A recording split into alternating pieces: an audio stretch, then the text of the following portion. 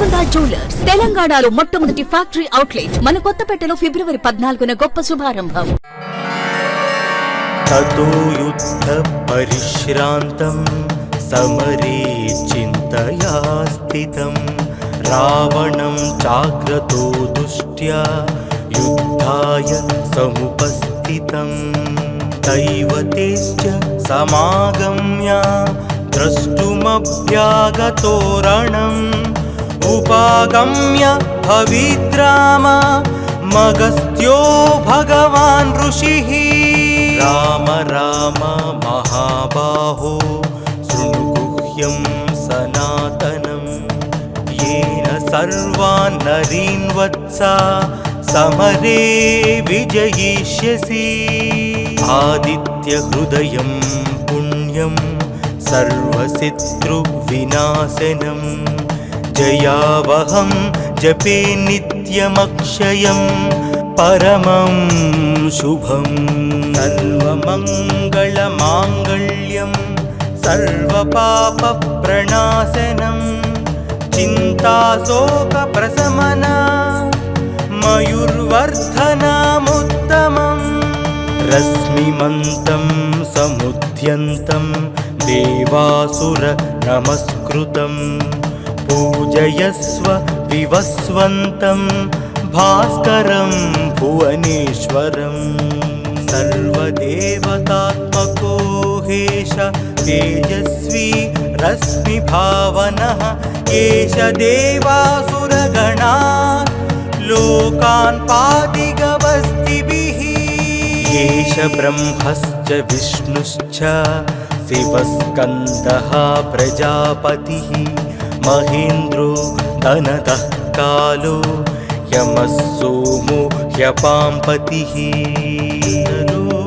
वसवः सान्ध्या अश्विनौ मारुतो मनुः वायुर्वह्नि प्रजाः प्राणा ऋतुकर्ता प्रभाकरः आदित्यः सविता सूर्याः खगः पूषा गपस्तिमान् सुवर्णसदृशो भानुः सुवर्णरेता दिवाकरः हरिद्वसा सहस्रार्ची सप्तसप्तिर्मरीचिमान् तिमिरोन्मथनशम्भु सप्ताष्टमार्ताण्डां सुमान् हिरण्यगर्भशिशिरसप्तनो भास्करो रविः अग्निगर्भोदितेः पुत्रा शङ्कः शिशिरनाशनः व्योमनाथस्तमो वेधी रुक्मजु सामपारगः घनवृष्टि रपामित्रो विन्ध्यावीधिप्लवङ्गमः आतपी मण्डली मृत्युः पिङ्गलः सर्वतापनः रविर्विशो महातेजो रक्तः सर्वभवोद्भवः नक्षत्र ग्रहतारणा मधिपो विश्वभावनः तेजसामपि तेजस्वी द्वादशात्मा नमोऽस्तु ते नमः पूर्वाय गिरये पश्चिमायाद्रये नमः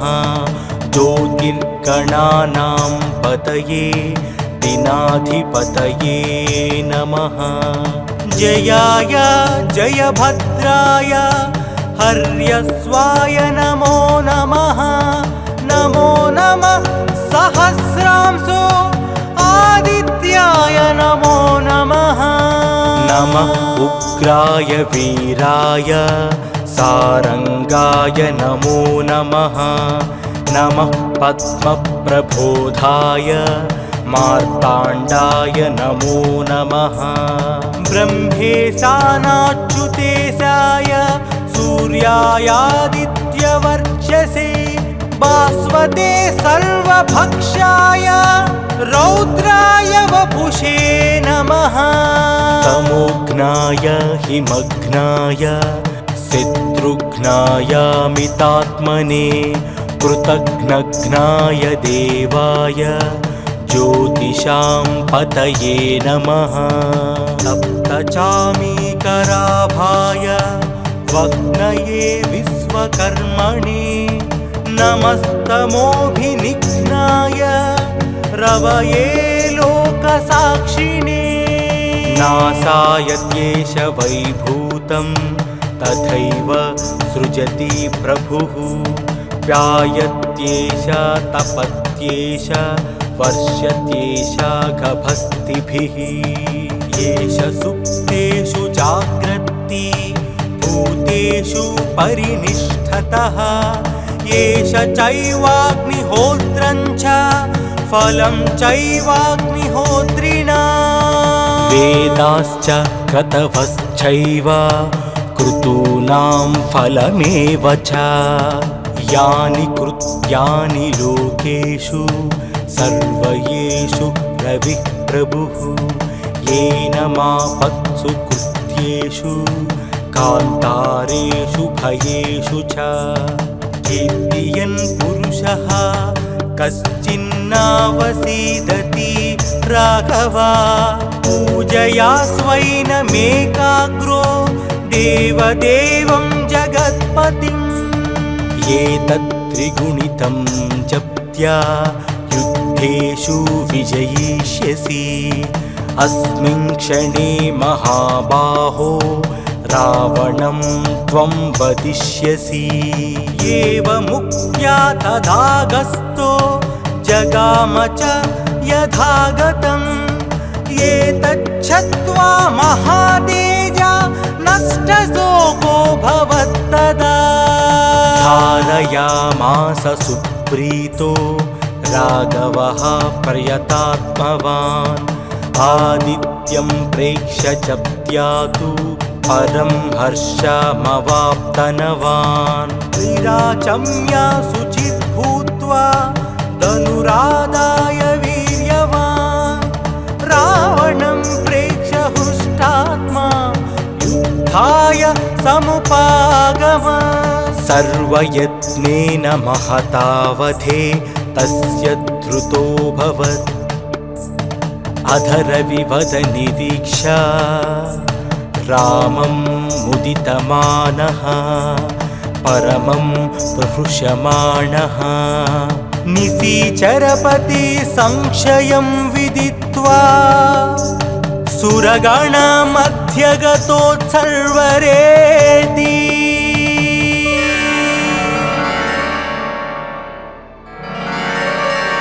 ततो युद्धपरिश्रान्तं समरे चिन्तया स्थितं रावणं चाग्रतो दुष्ट्या युद्धाय समुपस्थितं दैवतेश्च समागम्य द्रष्टुमभ्यागतो रणम् उपागम्य भविद्राम मगस्त्यो भगवान् ऋषिः राम राम महाबाहो शृणुगुह्यं सनातनं येन सर्वान् नरीन् वत्सा समरे विजयिष्यसि आदित्यहृदयं पुण्यं सर्वशत्रुविनाशनं जयावहं जपे नित्यमक्षयं परमं शुभं सर्वमङ्गलमाङ्गल्यं सर्वपापप्रणाशनं चिन्ताशोकप्रशमना मयूर्वर्धनमुत्तमम् रश्मिमन्तं समुद्यन्तं देवासुर नमस्कृतं पूजयस्व विवस्वन्तं भास्करं भुवनेश्वरं सर्वदेवतात्मको हेश तेजस्वी रश्मिभावनः एष देवासुरगणा लोकान् पातिगवस्तिभिः एष ब्रह्मश्च विष्णुश्च शिवस्कन्दः प्रजापतिः महेन्द्रो धनदः कालो यमः सोमो ह्यपाम्पतिः वसवः सान्ध्या अश्विनौ मारुतो मनुः वायुर्वह्नि प्रजाः प्राणा ऋतुकर्ता प्रभाकरः आदित्यः सविता सूर्याः खगः पूषा गभस्तिमान् सुवर्णसदृशो भानुः सुवर्णरेता दिवाकरः हरिद्वसा सहस्रार्ची सप्तसप्तिर्मरीचिमान् तिमिरोन्मथन शम्भु सप्ताष्टमार्ताण्डां सुमान् हिरण्यगर्भशिशिरसप्तनो भास्करो रविः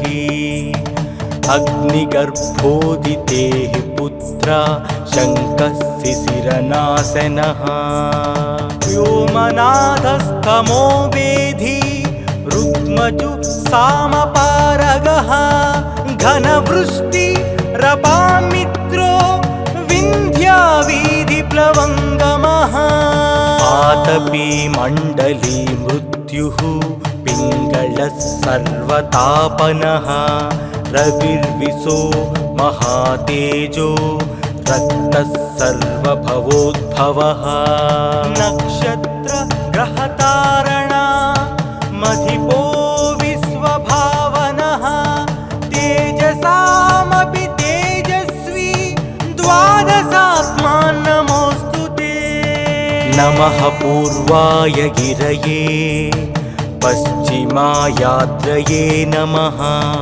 ज्योतिर्गणानां पतये दिनाधिपतये नमः जयाय जयभद्राय हर्यस्वाय नमो नमः नमो नमः सहस्रांशो आदित्याय नमो नमः नमः उग्राय वीराय सारंगाय नमो नमः नमः पद्मप्रबोधाय मार्ताण्डाय नमो नमः ब्रह्मेशानाच्युतेशाय सूर्यायादित्यवर्चसे भास्वते सर्वभक्षाय रौद्राय वपुषे नमः तमोघ्नाय हिमघ्नाय शत्रुघ्नाय मितात्मने कृतघ्नघ्नाय देवाय ज्योतिषां पतये नमः सप्तचामीकराभाय वग्नये विश्वकर्मणे नमस्तमोभिनिघ्नाय रवये लोकसाक्षिणे नासाय द्वेष वैभूतं तथैव सृजति प्रभुः व्यायत्येष तपत्येष वर्षत्येष गभस्तिभिः येष सुप्तेषु जाग्रत्ति भूतेषु परिनिष्ठतः येष चैवाग्निहोत्रं च फलं चैवाग्निहोत्रिणा वेदाश्च क्रतवश्चैव क्रतूनां फलमेव च यानि कृत्यानि लोकेषु सर्वयेषु रविः प्रभुः येन मापत्सु कृत्येषु कान्तारेषु भयेषु च कीर्तियन् पुरुषः कश्चिन्नावसीदति राघवा पूजया स्वैनमेकाग्रो देवदेवं जगत्पतिम् एतत्त्रिगुणितं जप्त्या युद्धेषु विजयिष्यसि अस्मिन् क्षणे महाबाहो रावणं त्वं वदिष्यसि एवमुक्त्या तदागस्तो जगाम च यथागतम् एतच्छ्रुत्वा महातेजा नष्टशोको भवत्तदा धारयामास सुप्रीतो राघवः प्रयतात्मवान् आदित्यं प्रेक्ष्य च भक्त्या तु परं हर्षमवाप्तनवान् विराचम्य शुचिः भूत्वा धनुरादाय वीर्यवान् रावणं प्रेक्ष्य हृष्टात्मा युद्धाय समुपागम सर्वयत्नेन महतावधे तस्य धृतोऽभवत् अधरविवदनिरीक्षा रामं मुदितमानः परमं प्रहृष्यमाणः निशिचरपति संशयं विदित्वा सुरगणमध्यगतोत्सर्वरेति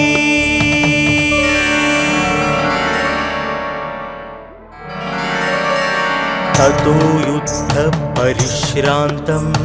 समरे चिन्तया स्थितं रावणं चाग्रतो दृष्ट्या युद्धाय समुपस्थितं दैवतेश्च समागम्य द्रष्टुमभ्यागतो रणम् उपागम्य भविद्राम मगस्त्यो भगवान् ऋषिः राम राम महाबाहो शृणुगुह्यं सनातनं येन सर्वान् नरीन् वत्सा समरे विजयिष्यसि आदित्यहृदयं पुण्यं सर्वशत्रुविनाशनं जयावहं जपे नित्यमक्षयं परमं शुभं सर्वमङ्गलमाङ्गल्यं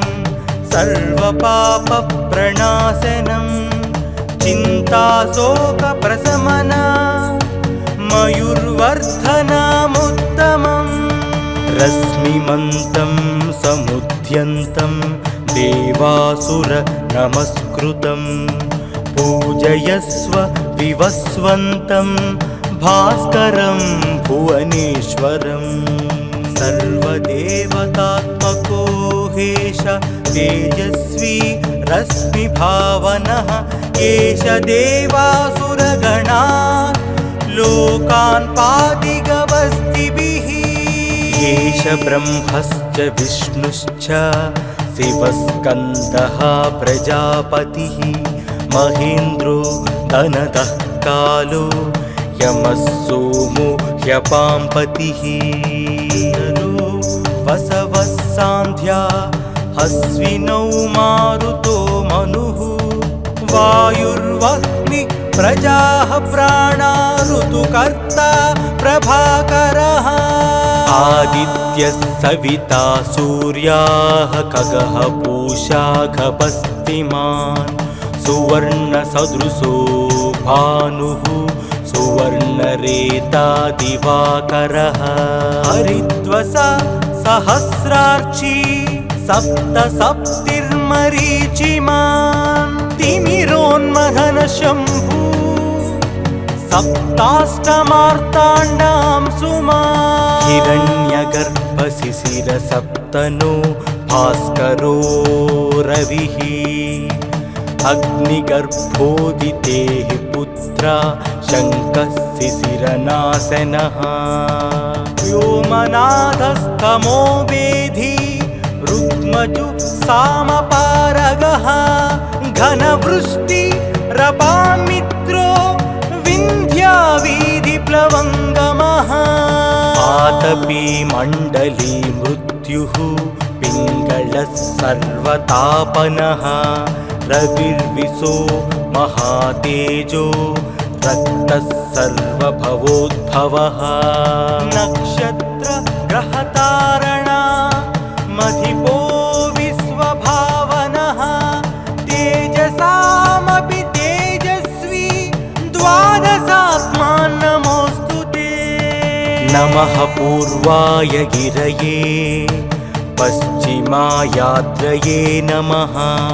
ज्योतिर्गणानां पतये दिनाधिपतये नमः जयाय जयभद्राय हर्यस्वाय नमो नमः नमो नमः सहस्रांशो आदित्याय नमो नमः। नमः उग्राय वीराय सारंगाय नमो नमः। नमः पद्मप्रबोधाय मार्ताण्डाय नमो नमः। ब्रह्मेशानाच्युतेशाय सूर्यायादित्यवर्चसे भास्वते सर्वभक्षाय रौद्राय वपुषे नमः। तमोघ्नाय हिमघ्नाय शत्रुघ्नाय मितात्मने कृतघ्नघ्नाय देवाय ज्योतिषां पतये नमः। सप्तचामीकराभाय वग्नये विश्वकर्मणे नमस्तमोभिनिघ्नाय रवये लोकसाक्षिणे। नासायत्येष वैभूतं तथैव सृजति प्रभुः। प्यायत्येष तपत्येष वर्षत्येष गभस्तिभिः। येष सुप्तेषु जाग्रत्ति भूतेषु परिनिष्ठतः। येष चैवाग्निहोत्रं च फलं चैवाग्निहोत्रिणा। वेदाश्च क्रतवश्चैव क्रतूनां फलमेव च।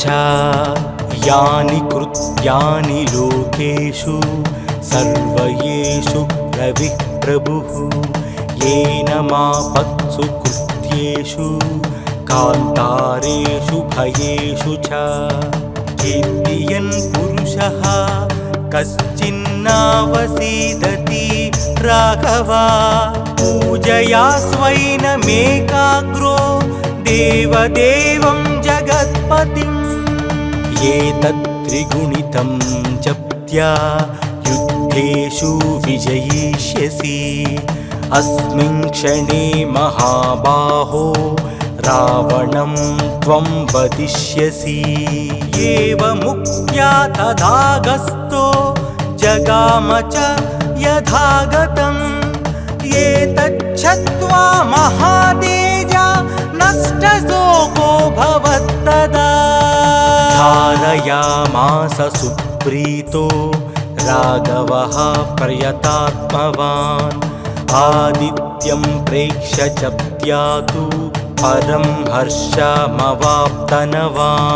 विराचम्य शुचिः भूत्वा धनुरादाय वीर्यवान्। रावणं प्रेक्ष्य हृष्टात्मा युद्धाय समुपागमः। सर्वयत्नेन महतावधे तस्य धृतोऽभवत्। अधरविवद निरीक्ष्य रामं मुदितमानः परमं प्रहृष्यमाणः।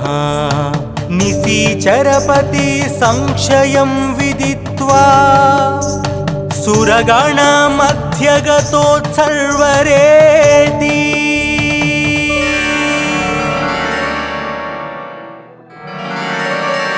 ततो युद्धपरिश्रान्तं समरे चिन्तया स्थितं। रावणं चाग्रतो दुष्ट्या युद्धाय समुपस्थितं। दैवतेश्च समागम्य द्रष्टुमभ्यागतो रणम्। उपागम्य भविद्राम मगस्त्यो भगवान् ऋषिः। राम राम महाबाहो शृणु गुह्यं सनातनम्। येन सर्वान् नरीन् वत्सा समरे विजयिष्यसि। आदित्यहृदयं पुण्यं सर्वशत्रुविनाशनं। जयावहं जपे नित्यमक्षयं परमं शुभं। सर्वमङ्गलमाङ्गल्यं सर्वपापप्रणाशनं। चिन्ताशोकप्रशमना मयूर्वर्धनमुत्तमम्।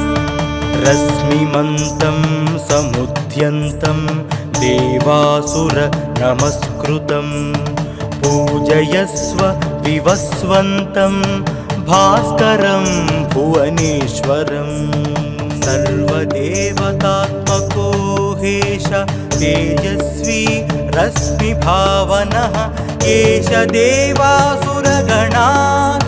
लोकान् पादिगवस्तिभिः एष ब्रह्मश्च विष्णुश्च शिवस्कन्दः प्रजापतिः महेन्द्रो धनदः कालो यमः सोमो ह्यपाम्पतिः वसवः सान्ध्या अश्विनौ मारुतो मनुः वायुर्वह्निः प्रजाः प्राणा ऋतुकर्ता प्रभाकरः आदित्यः सविता सूर्याः खगः पूषा खपस्तिमान् सुवर्णसदृशो भानुः सुवर्णरेता दिवाकरः हरिद्वसा सहस्रार्ची सप्तसप्तिर्मरीचिमान् तिमिरोन्मथन शम्भु सप्ताष्टमार्ताण्डां सुमान् हिरण्यगर्भशिशिरसप्तनो भास्करो रविः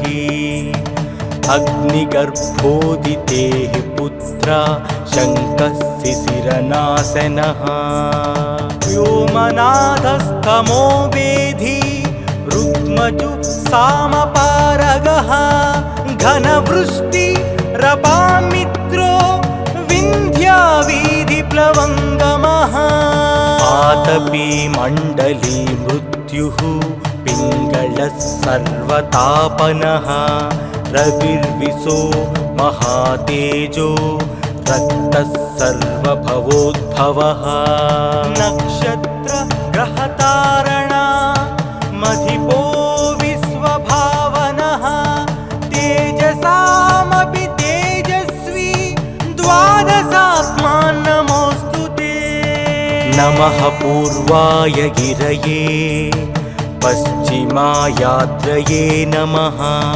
ज्योतिर्गणानां पतये दिनाधिपतये नमः जयाय जयभद्राय हर्यस्वाय नमो नमः नमो नमः सहस्रांशो आदित्याय नमो नमः नमः उग्राय वीराय सारंगाय नमो नमः नमः पद्मप्रबोधाय मार्ताण्डाय नमो नमः ब्रह्मेशानाच्युतेशाय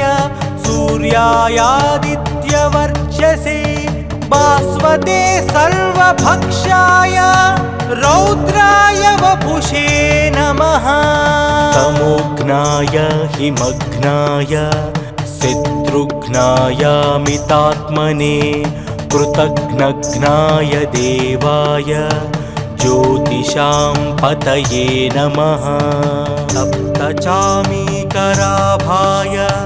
वग्नये विश्वकर्मणे नमस्तमोभिनिघ्नाय रवये लोकसाक्षिणे नासाय द्वेष वैभूतं तथैव सृजति प्रभुः व्यायत्येष तपत्येष वर्ष्यत्येष गभस्तिभिः येष सुप्तेषु जाग्रत्ति भूतेषु परिनिष्ठतः येष चैवाग्निहोत्रं च फलं चैवाग्निहोत्रिणा वेदाश्च क्रतवश्चैव क्रतूनां फलमेव च यानि कृत्यानि लोकेषु सर्वयेषु रविः प्रभुः येन मापत्सु कृत्येषु कान्तारेषु भयेषु च कीर्तियन् पुरुषः कश्चिन्नावसीदति राघवा पूजया स्वैनमेकाग्रो देवदेवं जगत्पतिम् एतत् त्रिगुणितं जप्त्या युद्धेषु विजयिष्यसि अस्मिन् क्षणे महाबाहो रावणं त्वं वदिष्यसि एवमुक्त्या तदागस्तो जगाम च यथागतम् एतच्छ्रुत्वा महातेजा नष्टशोको भवत्तदा धारयामास सुप्रीतो राघवः प्रयतात्मवान् आदित्यं प्रेक्ष्य च प्यातु परं हर्षमवाप्तनवान् विराचम्या शुचिः भूत्वा धनुरादाय वीर्यवान् रावणं प्रेक्ष्य हृष्टात्मा युद्धाय समुपागमत् सर्वयत्नेन महतावधे तस्य द्रुतोऽभवत् अधरविवद निरीक्षा रामं मुदितमानः परमं प्रहृष्यमाणः निशिचरपति संशयं विदित्वा सुरगणमध्यगतोत्सर्वरेति